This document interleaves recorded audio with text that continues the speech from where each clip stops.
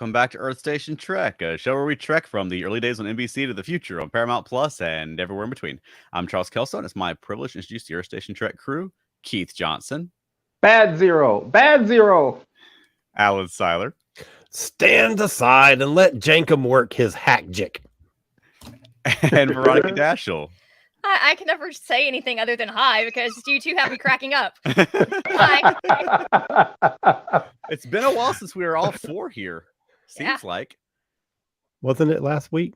Were we all four last week? Okay, good. Maybe it just seems like it's just so so infrequent now. It seems like it's never the four of us. Oh, it's been such a long week. That's true, though, actually. Well, all right. Welcome back. So you too. Thank you. Do we have any news or history this week? Yes, sir. We'll go for it then. I didn't think to put news together, so. Okay, let me throw a couple together real quick. There was okay, flip through, guys. I still use a notepad for stuff. Okay, this week in track history, there's a couple of really cool ones here. Going back to October 30th, this person was born on October 30th, 1923. And it's impossible not to guess who this is, but let's see. Why, Mr. Spock, you do have one saving grace after all. You're ill-mannered. Your human side, no doubt. And it does it. Oh, anybody? Awesome. No. Awesome. T'Pring? No. Okay. Is that Arlene Martell? William Campbell? That's it. You got it. Trelane? That's Trelane. Okay. That's William Campbell, who played Trelane and who also played Koloff. Koloff, right. Yep. And the Star Trek episode, The Trouble with Tribbles. I was like, it's one of them Klingons. I just don't remember which one. Which one do y'all like better? Trelane or Koloff? Oh, I thought you meant the Klingons. I like Trelane I'm a better, Kane man myself. I like Trelane better, but I like The Trouble with Tribbles better. Same answer. Same answer. I can see that. He didn't really come off as much of a Klingon in that episode. He was a little foppish and the Klingons weren't that Klingon-y yet. I mean, there were different. Every one was different.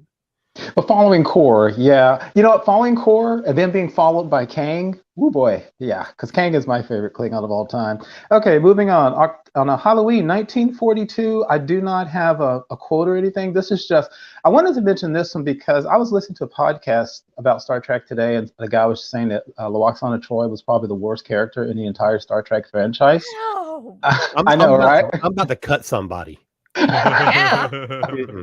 But I will say, well, the one likes her humor or not, when she's given meat to do, she did really good meat. And the person here was in the episode Half a Life. And that was the actor David Ogden Stiers, also from MASH fame. The episode, y'all, I'm sure that you may remember, where basically he's trying to save his son, but strangely, he lives on a planet where when you reach the age of 60, they make you commit ritual suicide so that you don't become a burden on your family and society.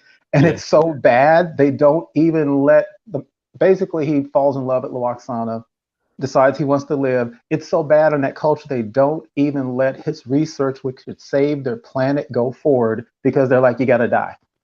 And it's a wild episode because Michelle Forbes plays his daughter, who comes and begs him. It's a wild scene where you're hearing somebody beg their parent to kill themselves because if you love us, you'll kill yourself.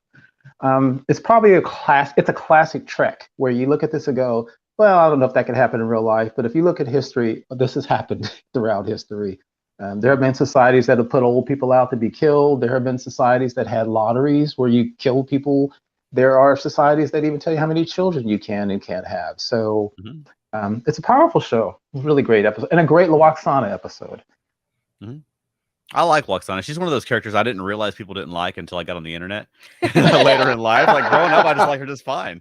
There are certain things that the internet is just really bad for. Finding out something that you thought was the case your whole life, and then all of a sudden, nope, everybody disagrees with you. Lwaxana's a great character. Screw all those internet people. Yeah. Screw you, internet. Darn right. This character I just wanted to mention, again, no quotes, just because he has an interesting history. On November the 1st, 1941, the actor Robert Foxworth was born. Okay. And y'all might remember him. He played Admiral Layton in Deep Space Nine. I forget the episodes, but the episodes where they have to go there. And Paradise Lost. Thank you. Awesome. All right. I know I can tell you guys watch a lot of. And he was in the Quester tapes. I was going to say, how did yes. I remember the name. Say again, Alan. Nothing. All together now. He also played a Vulcan Vlos in Enterprise, and Alan, I know you remember, he was the one who was really hooking up with the Romulans. He was the one that was kind of going to bring the Romulans into the fray, that was kind of betraying the Vulcans. And as Charles said, he also played in a 1974 intended TV pilot called The Quester Tapes, written by Gene Roddenberry and Gene Kuhn, about an AI android who has a mysterious background. It's a really good TV movie for the time, and I was sad that it didn't get picked up. Yeah. Good actor. Okay, 3 more here real quick. Okay, I'm always talking about time. 2nd November, 1919. Oh, this is easy one. Let's see, how do we go? We do not colonize, we conquer. And then he crushes somebody with his hand. I don't know. Okay. Captain, we can handle your federation as easily as we've handled your ship. Oh, is this Michael Ansara? No. Okay, one more, because I'm giving you really bad clues here. This is it's Green episode. Oh, okay. It's the guy from Play the Doctor in Forbidden Planet. That's wow. I love the way you throw those clues in. Yes, it's Warren Albert Stevens, who played Rojan, and by any other name. And I know I've said this more than once on the show, and I don't know if we've ever done one. That episode is, to me, one of the most disappointing Trek episodes, because it starts off so amazingly. I'm like, oh my God, there's this awesome invasion. And as funny as it is at the end with Kirk, with Scotty getting the guy drunk and Kirk stimulating, it's like 2 shows that were grafted together. Because at the end of the show, if you think about it, Kirk is telling Rojan, we'll welcome friends. The guy who, like, a couple hours earlier, literally crushed a woman to death in his hand. So it's a strange tonal shift for me. I like the episode, but man, oh man, I wish it was a different second half. Yeah, it's fun. It does get silly, though. Yeah. How about you guys? Do you guys like that episode? Or is that one you ever pay attention to? I don't remember it. Oh, well, no. There's a surprise. Right. And she just watched it last night. Okay, the last 2, and this is probably the farthest back we've ever gone. 4th of November, 1896. Jesus. Yes, can you believe somebody in Star Trek was born 7 years before the airplane? And this is probably an easy one. Let's see. Welcome them, Septimus. Welcome them in the name of the sun. Oh, what year was he born? 1896. Okay, so that'd be the old guy. Whose name I can't remember. Well, there was an old man. Mathematics tells us that. Yeah. I can't remember his name though. Okay, I give you another clue. He was in another episode where he tells Kirk, "You are obviously a suicidal maniac," and then he jumps through a time portal. Yeah, that's when he was Mr. Atos. That's the one. Yeah. Ian Marcus Wolfe, who played Septimus in Bread and Circuses, and I know everybody here knows this. He played Mr. Atos, which is spelled A-T-O-Z, because he was a librarian, A to Z. And all our yesterdays. Is that the right one? Yeah. Good actor. He was in everything, but 1896 just blew my mind. He lived to be like 98 years old. And then the last one, enough said, 5th November. Hang on. Yes, sir. Matt is wanting to know, wasn't that the episode that was only one of 2 times that the ship's self-destruct sequence was used? Which episode? The one you're talking about. By any other name. Self-destruct was not used by any other name. In that case, when they were going through the barrier, Spock and Scotty opened up some input valves. They were going to flood the ship's positive energy with negative energy and let it blow up.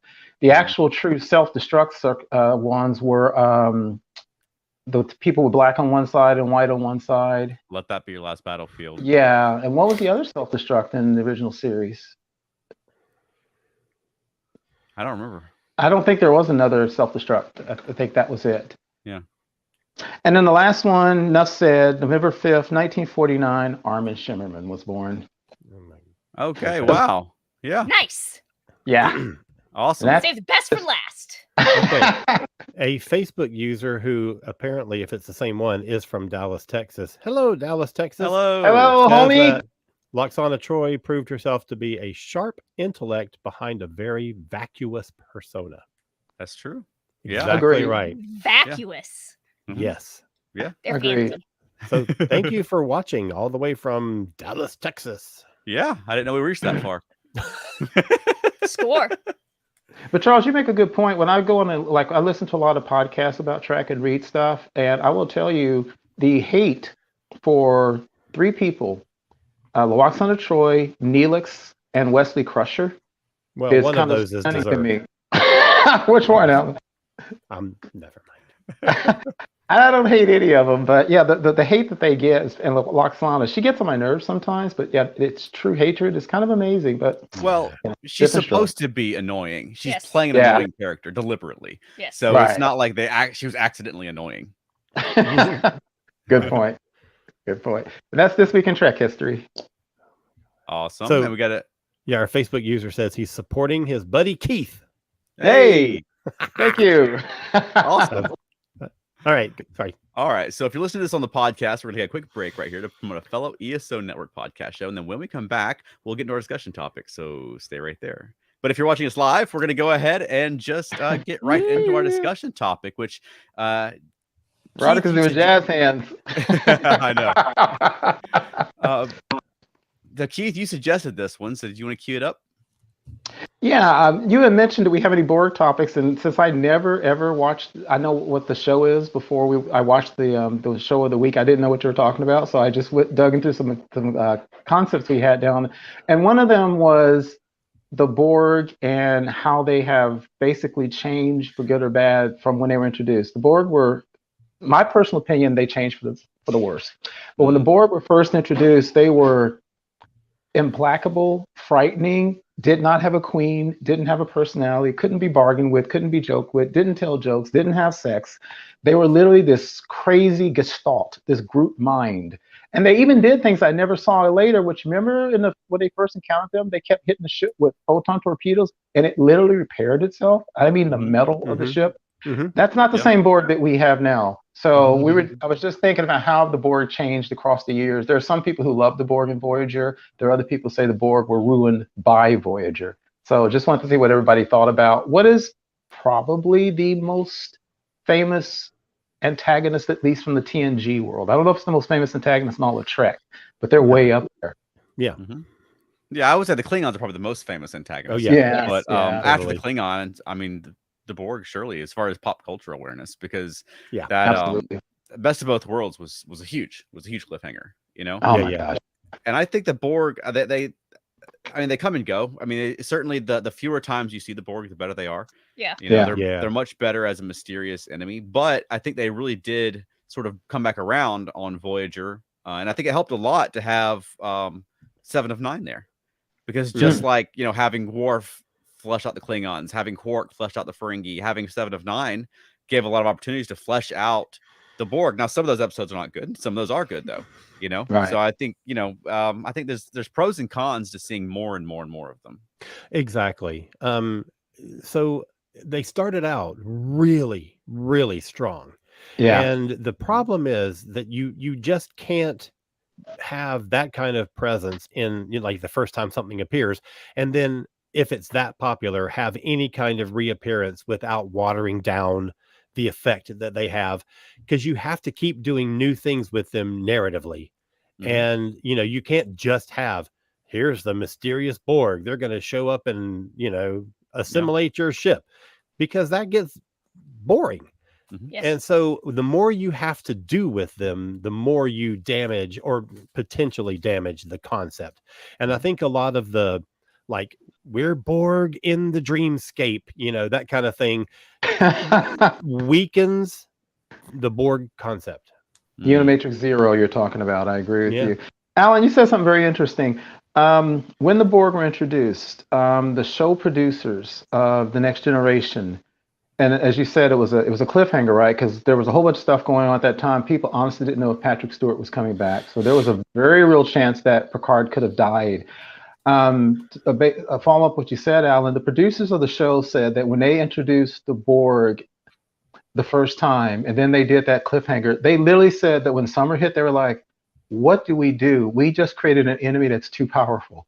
They didn't know what to do with the Borg. They were like, how do we defeat these people? Because again, remember their very first introduction, they literally repaired the metal of the ship just by their combined life energies. And it was kind of impossible. They were unstoppable. And the whole thing with Picard putting them to sleep and stuff like that, which I personally don't like, and there's a whole bunch of reasons for that. Some because I work in IT and I know that's a silly way to put it together. But again, based on what you said, Alan, they didn't know what to do. They were like, "What do we do with this race we created? They're too strong." Right. Yeah, and I mean, the more times you face them, the more times the heroes have to just barely get away and just barely beat them. You know, skin of our teeth again. Yeah. Yeah. You know. Yeah. And at some point, it's like, well, they're not that hard to beat, I guess. Voyager keeps beating them. Yeah, exactly. Now, I think that the first appearance in Voyager, Scorpion, I think was really good. Fantastic. I really, really love that one. Some of the ones past that, when you start, sort of, there's just so many different ways that you can use these things. And the more you go beyond that, you have to keep using them because they're that popular, but it just, I don't know. It just doesn't always work for me. Well, and it made sense for Voyager because they're supposed to be in the Delta. If you didn't have any Borg, 100%, everyone's going to be mad. Exactly. You had to have them in Voyager. It made total sense. Yeah. So go ahead, Matt. Okay. Oh, sorry. Go ahead. Matt's quote first. Okay. Matt says, I remember how we reacted when they appeared in TNG, how the threat level instantly went up. Now it's like, oh, the Borg. Okay. Yeah. Exactly, Matt. I agree with you, especially when they introduced the baby Borg. I call them in Voyager. So them kind of demystifying the Borg, I think that kind of happens with whatever enemy you don't know. Like if there's something you don't know or don't understand, you're going to be afraid of it. And the more you get to know it, the less you're afraid of it. 100%. So, I think. Go ahead. Sorry. I think there was like no way to get around that. I mean, the more we got to know the Klingons, we liked them. The more, okay, I guess that didn't hold true for the Founders or the Cardassians, but. Yeah, I mean, the more you get to know the Dominion, they're keep killing you. But there's a difference in familiarity and them stretching the concept. And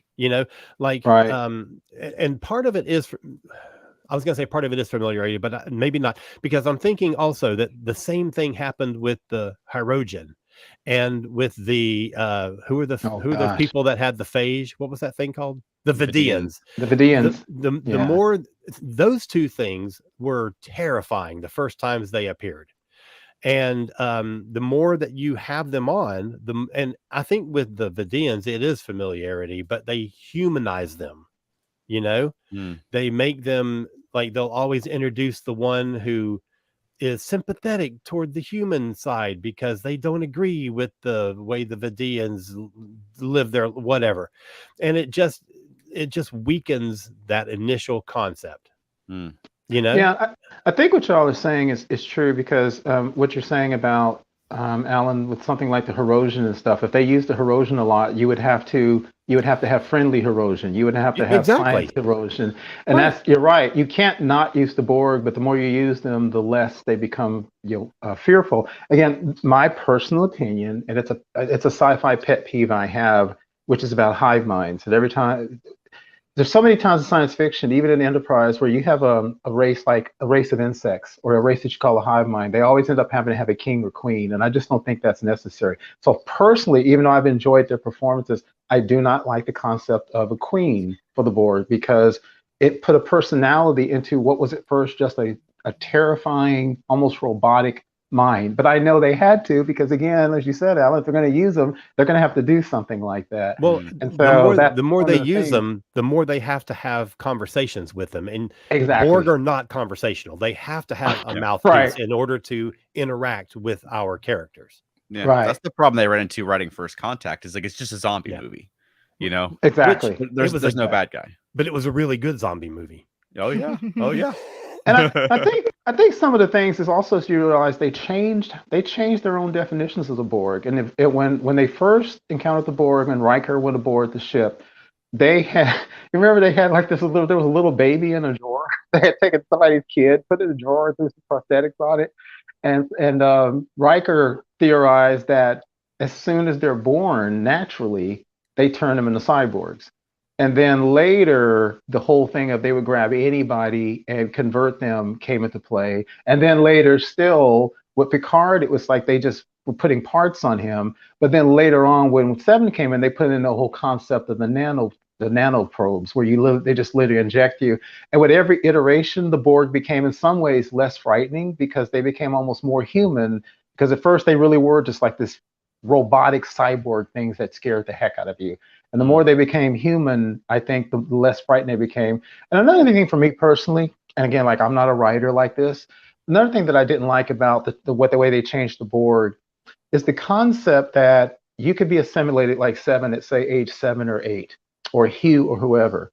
And then 20, 30 years later, you could be saved and your personality can come back at some I just don't see that happening. I think in real life, if you had a Borg like that, your personality they would wipe those parts of your brain. You would be lobotomized. And so that also made them less fearful to me because you can come back from that. You know, not like a real zombie in a real zombie movie, you don't come back from being a zombie. And the Borg initially, I think you weren't coming back. But later on, it was like, oh, we grabbed this person, nanosurgery, and the personality's back. Bam. Yeah. Now I did like though. I mean, talking about doing new things with them on Picard, the first season, I really liked the XP storyline. I do too. The writers got bored of it and stopped writing it. But I thought that was really interesting that these people, they're treated like Borg by society, but they're victims. They were captured and assimilated, and basically they were violated. Yeah. And now having to deal with I would love to see a further exploration of that storyline of what happens to them.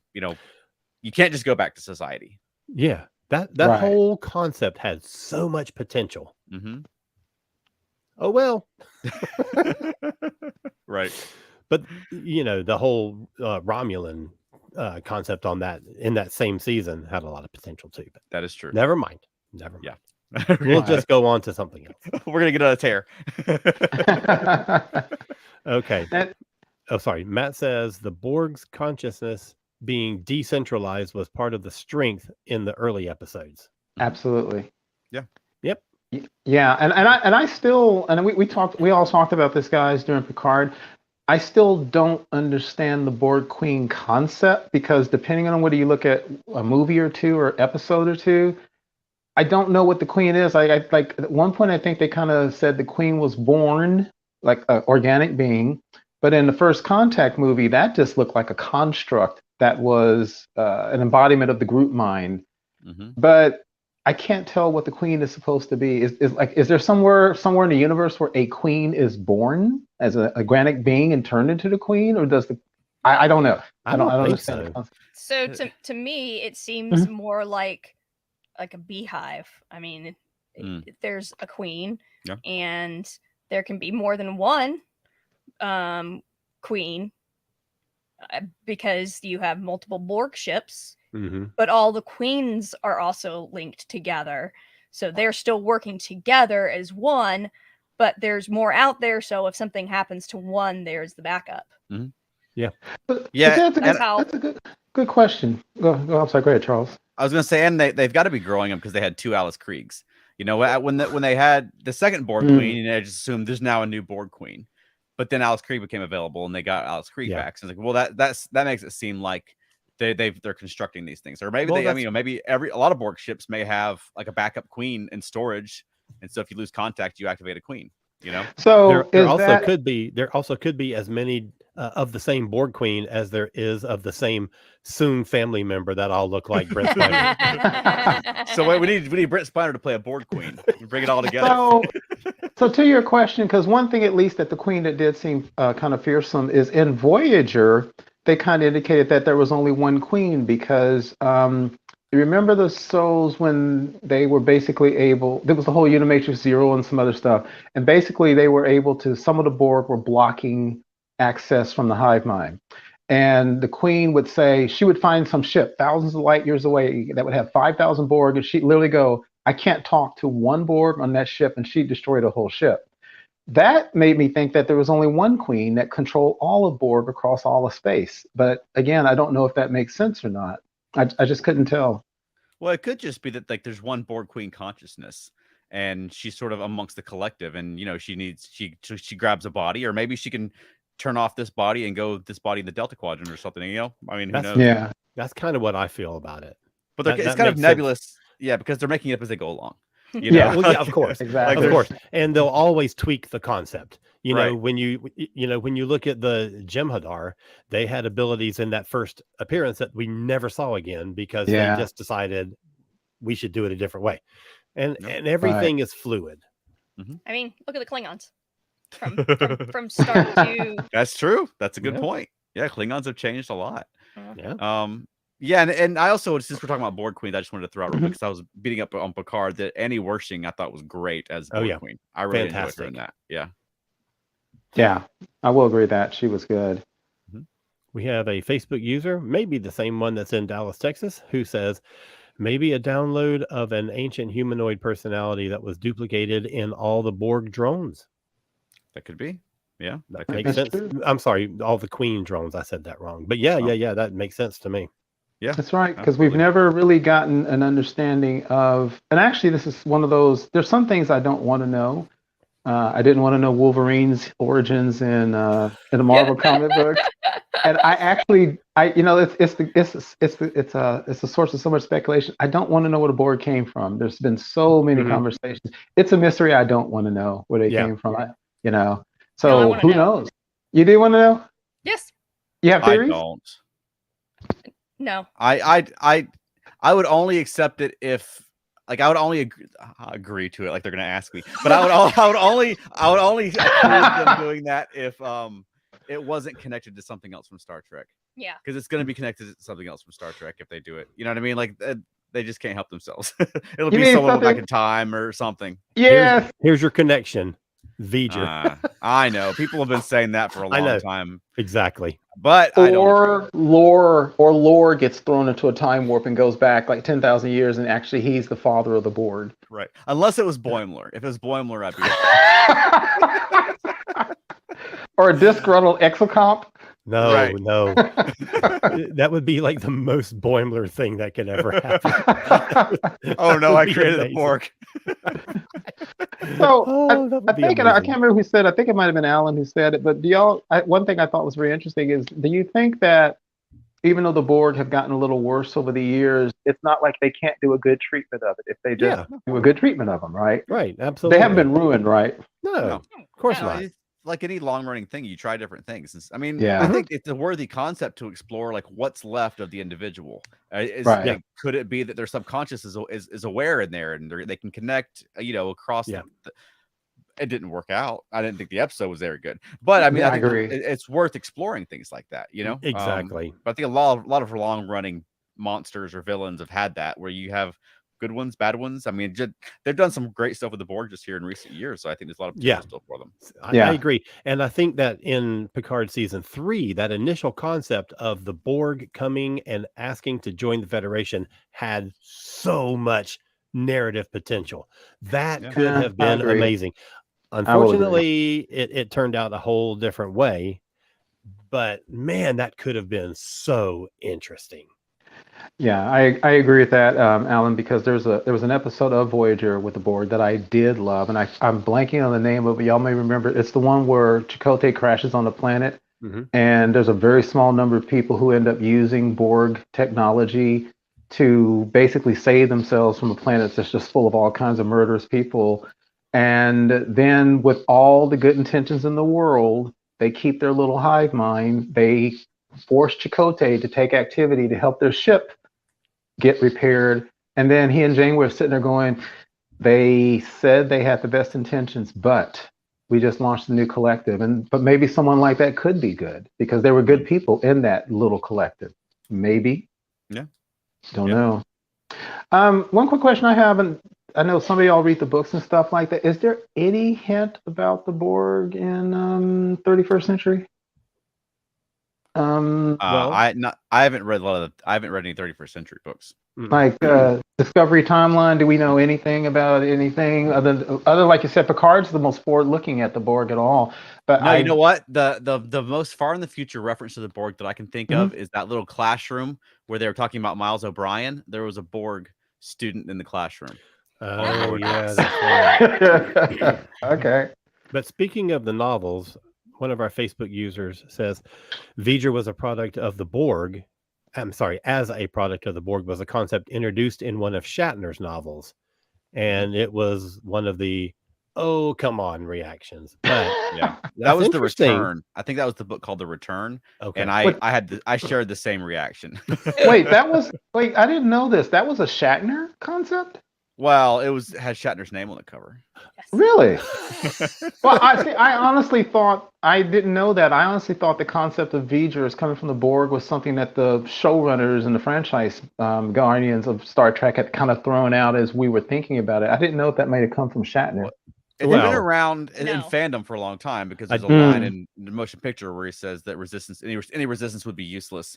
Or he may have said futile, actually. I don't remember now offhand. I just saw that movie recently. But again, not for the first time. Right. But yeah, to me, it doesn't. I don't think the Borg would capture a space probe and build it a ship and send it back on its way. I don't think that's how the Borg operate. Yeah. Also, the power of V'ger is beyond what we've seen of the Borg. V'ger was like crazy powerful. So that seems a little bit beyond them. Right. What do y'all think? Last thing, I think you all know that the original concept of the enemy that the Federation was supposed to face were those worm creatures from TNG, the ones that crawl into the back of your head and have the little gills sticking out, and the dude whose head got blown apart at the end. No. Wait, I'm sorry. No. Is there a question in there? Are you asking? Are they the Borg? No. Well, I was just talking about the fact that if you remember, that was originally going to be the enemy that was coming back, because at the end of the episode there was a signal sent out, then what became was the Borg. Now there's no real connection between those worm creatures and the Borg, but the Borg replaced what those worm creatures were supposed to be. They were going to somehow use those worm creatures as the enemy for the Federation, and I guess they decided it didn't work, and then the Borg came out of that. Completely different thing. So, Veronica, you're saying the worm creatures never would have worked?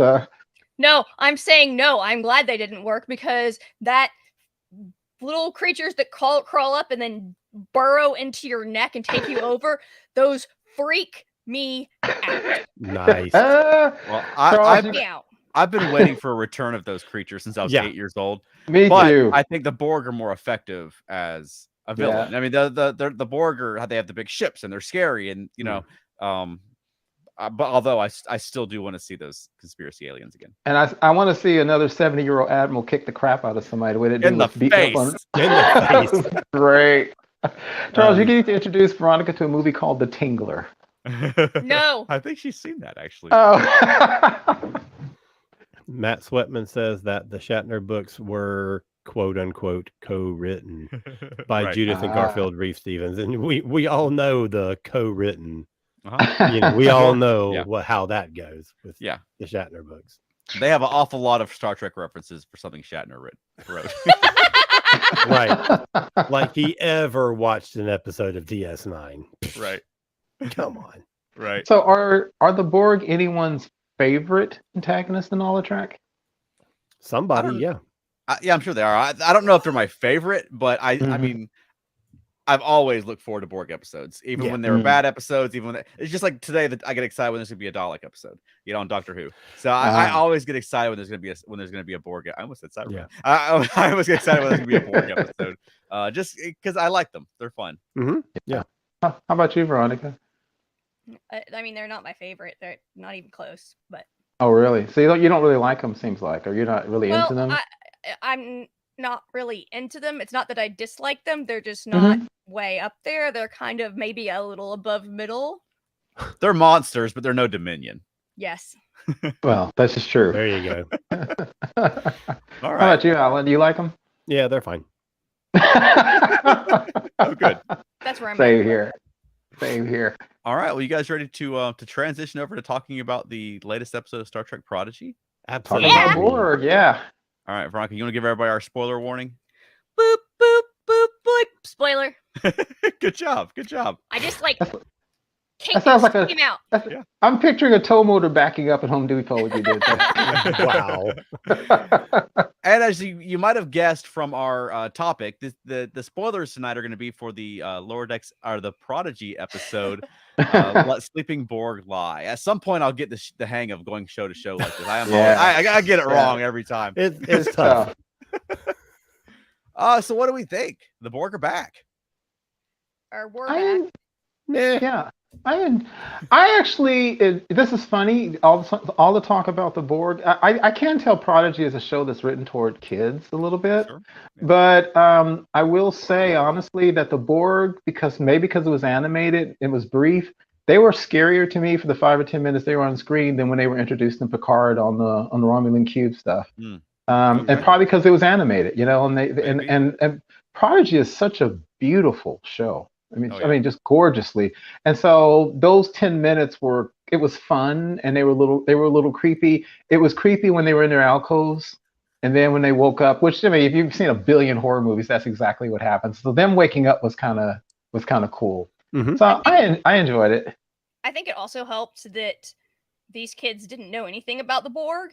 And then they're like told about the Borg, so they're like super freaked out themselves. Mm-hmm. Yeah, that's So a good point. that translates over to you. Yeah, I like when basically Janeway keeps saying, I'm an advisor, so I'm going to advise you, but she can't order them. Although I did put in my notes, she might have told him about the whole phaser adapting thing, because Dar was like, dude, he had this real, eating grin on his face, and he was so confident. So they started blasting him with the phasers, and they were all so confident. And 2 seconds later, like, oh crap, they started. Well, she told adapting. them they adapt to your weapons. They what? She said they adapt to their weapons, and that's why Dow was like, let's go over there, because then they'll adapt to this weapon. Yeah, she had to. I missed that. She definitely told them, because once they started adapting, Rock said, keep changing the frequency, or whatever she says, the phase variants. Keep changing the phase variants. So yeah, she definitely said it. So Matt says he loves seeing non-human Borg. 100%. Big Rhino Borg guy. Big Rhino cool. Dude. That was awesome. Yeah. Yeah. I really thought that the Borg cube was fantastic looking. Out. Yes.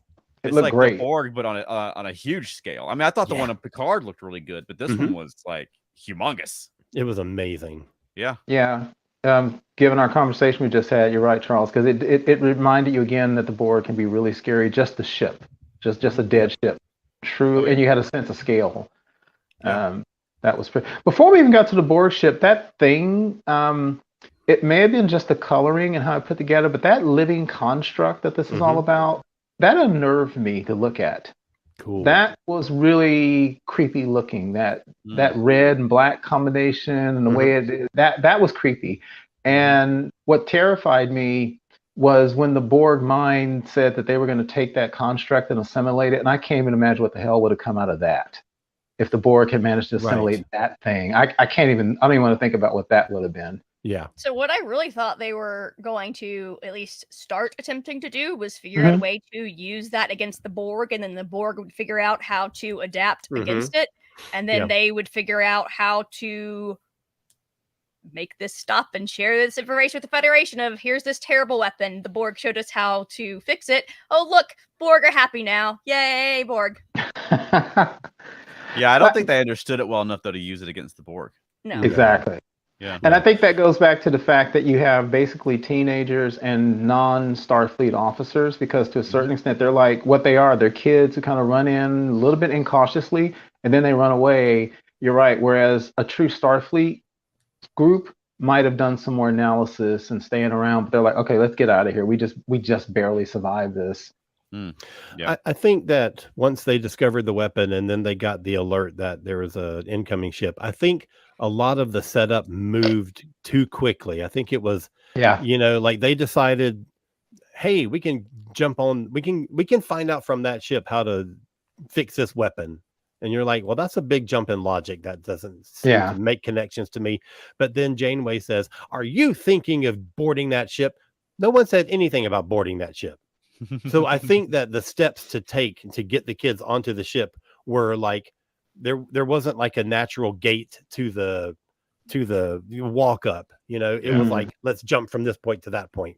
Yeah, it wasn't A to B to C. It was like A to M to L. You know what I mean? You know what I mean? Like, exactly. Yeah. Thank you for putting that more succinctly than I was able to. And Alan, when I bump into stuff like that, I keep putting in my notes is, do I excuse this because they're teenagers who aren't trained by Starfleet? Is that what gets around those plot holes? Oh, no, it wasn't that at all. It was that the writers had to take certain steps to get them onto the ship in a certain amount of time. And I don't think that it worked as well as it didn't make sense. It happened too quickly. It happened too all of a sudden they're there. Yeah. And it's one of those things, like, with the audience know they're going on the ship, the writers know they're going on the ship, but they didn't really sell the decision-making process there where they decided to go on the ship. Yeah, exactly. Right. And that's why in my notes, I keep putting what you said. When I see something like that, I'm like, do I accept this because they're teenagers? Is that just, they're just youth and they're not experienced? Is that why that? But yeah. But I mean, it's the writing, like Alan's just saying, like Keith said earlier, it is very much geared for a younger audience as well. And I noticed that also just in some of the dialogue, which remember, my dad is from the future. You know what I mean? Like things like that, where it's like, okay. But if you're 9, maybe you need to be reminded of that. You know what I mean? Yeah. Understand what's going on. Jenkins said something that echoes my opinion, which and I know this is the plot. Jenkins said, all this because of a first contact? Yeah. I mean, with this kind of technology and stuff, like, dude, y'all couldn't figure a way out of just basically screwing yourself around because you found another culture and you're this advanced? They're interesting people. Our Facebook user says, good point on hasty transition. I felt that Prodigy series would be a lot better if it was done in 1 hour format. I'm not sure. I do like the half-hour format for this kind of show. So I don't know. Maybe, I don't know. It all comes down to how the words are written. Yeah. I think. I mean, I like the show as it is, and I wouldn't object if it was longer because I like it. Well, so, I mean, I certainly wouldn't. I wouldn't object to seeing more Trek, especially Trek this beautiful. But then we could have had 10 episodes instead of 20, and no, we'd still be waiting for them. We would have had 3, and then we would have gotten 1 more. Right. But I do agree with the comment. Yeah. I think that it wouldn't hurt to have more time to flesh out the stories. That's for sure. Have more time for the writing, especially for Borg. But I think also if you're trying to hook 10-year-olds, probably a half-hour show is the way to go. Yeah, certainly. I think it's just a matter of writing to the time limit. Which is the same with anything. If you do a story that's too big for a 45-minute episode, you have the same problem. Right. Of having to make shortcuts to get the thing going. Sure, yeah. And Matt Sweatman says, I like half-hour episodes, but having a series of 2-part stories like the Sarah Jane Adventures would be awesome. I agree. Yeah, I think this one could have been a 2-parter, and that would have been good. Yeah. Yes. I thought you were about to say something. I was, but you go right ahead. No, I was going to say, I mean, I liked the use of the holodeck for a flashback. Yeah. Actually, at first, we thought that Paramount Plus had started playing the wrong episode. And I was like, and like went back and realized, no, it was playing. That's so funny. Oh, that's good. Maybe, I don't know. I did like that a lot, especially when they like muted the sound and the picture is still playing. I thought that was good. Yeah. I wonder what would have happened if they had watched the holo of Zero revealing himself, because Zero was freaking out over it. Right. Yeah. I mean, would the holodeck actually have produced a reproduction of a Medusan that could drive you crazy? I would think so. Because it's a recording of the thing that actually happened, right? Yeah. So I guess watching a recording of a Medusan is just as bad for you? Maybe. Yeah. Maybe it's the same level of it as a reflection. Maybe. Yeah, but I guess they would have to get rid of the specs. The one thing they do weirdly with Zero when he's seen is they do all this weird like cloud and wind effects and stuff, which really has nothing to do with just seeing him. So you're right. If it's literally just looking at him, because I'm assuming now that the Medusans must be some kind of multi-dimensional creatures, then if you could capture that, the holodeck possibly could drive you nuts. Kind of like in Gosh, and remember the Next Generation, they found some kind of weird multidimensional pattern that they were going to use to kill the Borg because the Borg couldn't process it. So maybe the same kind of thing. They literally were just going to transmit it throughout the Borg collective. That was that whole episode where Picard he could have killed the Borg and he didn't. And then later on, the Admiral ripped him a new one. Which, remember, she basically said, when you get an opportunity to wipe out an entire species, go ahead and do it. Oh, yeah. Yeah. Yeah. I mean, I agree with you. I think, though, that first time we saw Zero was way cool. when they were just like, but I thought they were less impressive this time when we saw them inside the Borg collective. It's just sort of shimmering lights, which is because it's a staple of Star Trek. I don't mind aliens that are shimmering lights, but I just noticed that when someone was looking at Zero, they were like giant, and then this time not so much. So have there been, from the original series and from this, do the Medusans have corporeal bodies, or are they energy?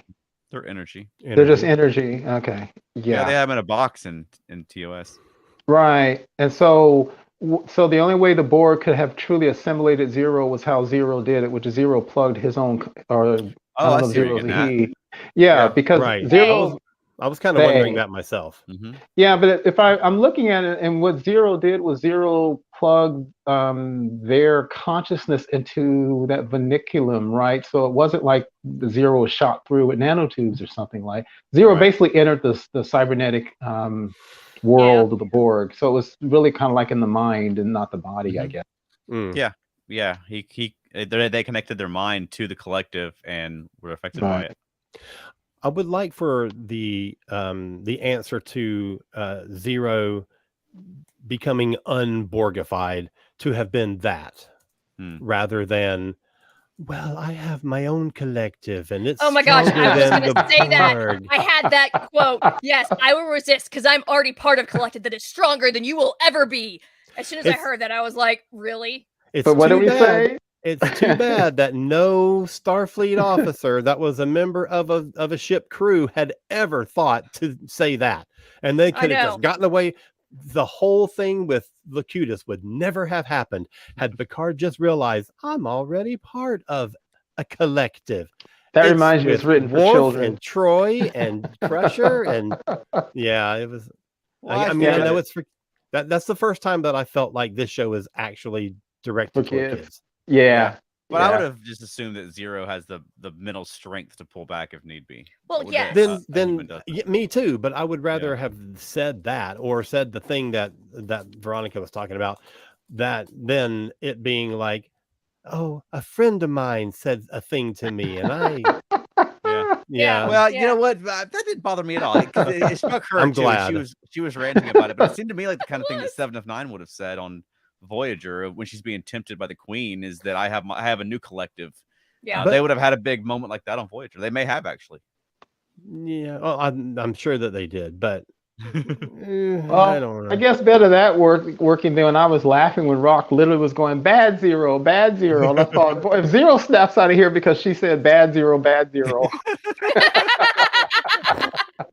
Matt says, "Isn't it a trope that a strong character can will them past these sort of dangers?" Yes. Yeah. But especially if time's running out in the episode. Well, right. Exactly. It is a trope. It's not necessarily a good trope. Right.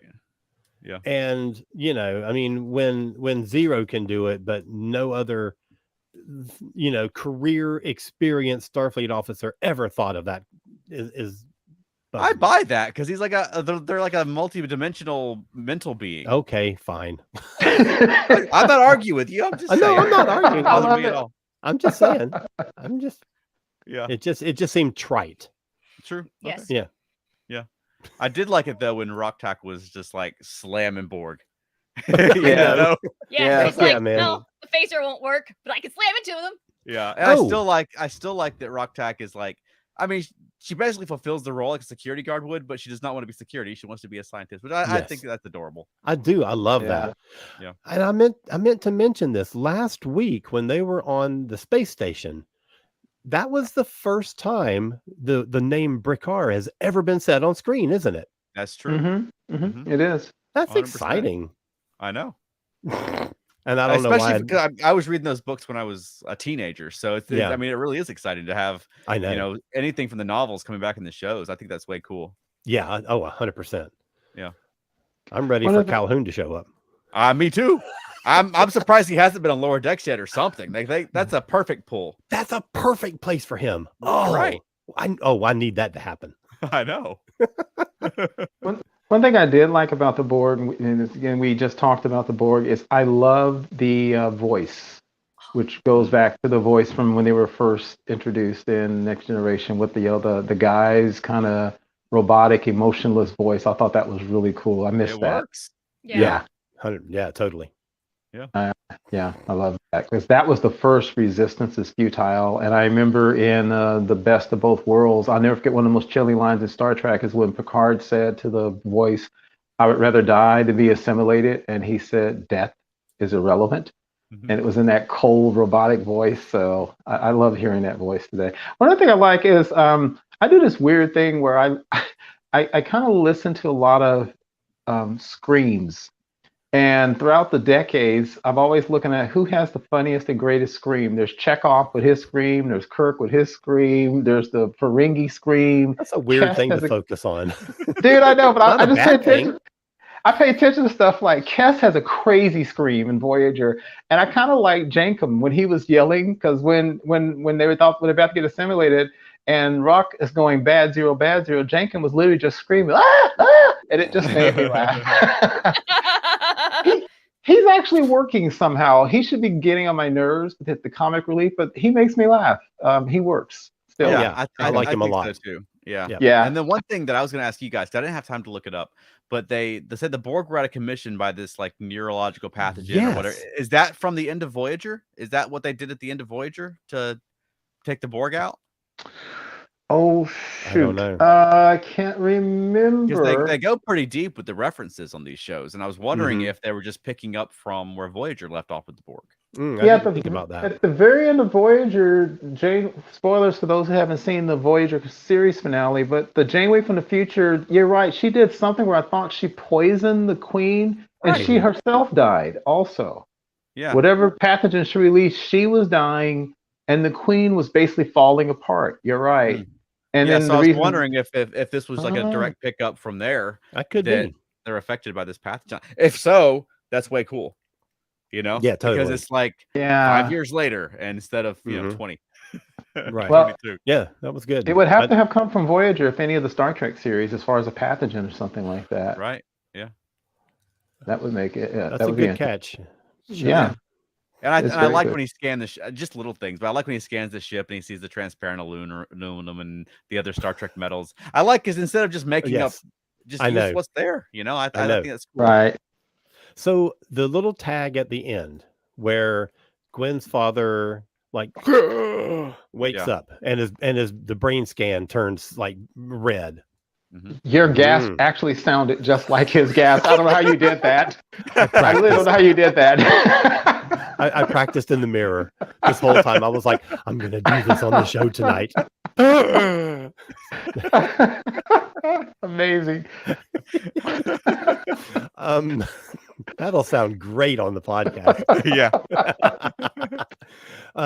So what do we think? What's going to happen? You think that what's happening to the dad? I don't know. Is he back or is he? There's really a period probably where we're not sure if he remembers and that kind of thing. I would think. Yeah. He's gonna act like he's nice, and we're not gonna be sure if he's evil. Yeah, he's gonna totally play up Janeway's sympathies, and they took my daughter. Oh yeah. Right. And also since now Janeway thinks that Prodigy is being run by some kind of pirates who are intentionally destroying Federation property. Yeah, he's going to play on that for sure. I do want more of the Janeway side of things. Yeah, I Me really too. like the I would watch it. I wish it was 2 shows. I wish there was 2 shows. Yes. Well, Yes. and then you have a whole Janeway show because that's great. I think she's great, and I think she sounds just like she did, and I think they're doing a great job of continuing that. I like her little assistant person. Mm-hmm. Yeah. I thought it was funny that they played a little twist of a joke on the coffee thing when they haven't actually said anything at all about coffee yet on this show. So anybody watching it, it was just a nice little thing. Yeah. It was a nice little continuity thing. I loved it. Yeah. Oh, and Matt asks about the sarcastic doctor. Oh yeah, Matt. I was about to mention that. Can Janeway just have a ship that has a nice doctor on it? Well, not if he's a Tellarite, especially. I mean, she got used to the doctor. She has to have the sarcastic doctor. Yeah. She's like, I need a doctor and make sure he's a jerk. I don't care if he's flesh and blood or not. He just needs to not be nice. Yeah. I didn't care for him. No, I didn't find. I mean, the first episode of Voyager, even though he was a jackass, I immediately liked the doctor, loved him, and I did not have that reaction to this one. He got on your nerves. Yeah, I just didn't like him. His little comment about butt kissing and the way he was talking about the patient. I just don't think that. I mean, maybe the dialogue was intended to be funny, but I don't think it was delivered in a way that came across as funny. Yeah. You know, I thought it was interesting that they're using both kinds of Tellarites. You got the short ones that have the 3 digits and the tall ones that have the 5 digits. Yeah. And I like when they mix and match different versions of across different Star Trek shows. I think that's right. Cool. Mm-hmm. Yeah, I agree with that. Yeah. I don't remember him well enough to It's have Jason Alexander, opinion. the Tellarite. Mm-hmm. Well, yes, I remember the Tellarite, but I don't remember watched him it, well like, enough 10 minutes to ago. have an opinion. Look, we've been over this. What were you saying? I'm sorry. I was making fun of you at the same time. Oh God, that's funny. What was your question?